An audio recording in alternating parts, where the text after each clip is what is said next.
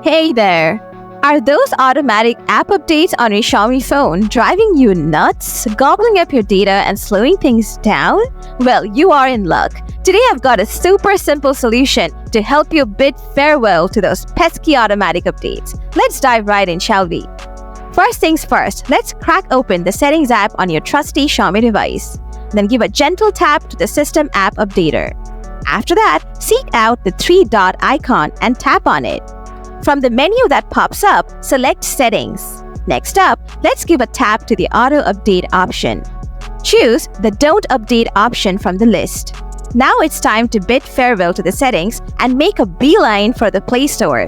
Once there, tap on your profile icon and select Settings from the menu. After that, navigate to Network Preferences. Now it's time to deal with those Auto Update apps. Select Don't Auto Update Apps from the menu. And that's it, folks. You're all set. Now you can bid adieu to those automatic app updates. Pretty neat, right?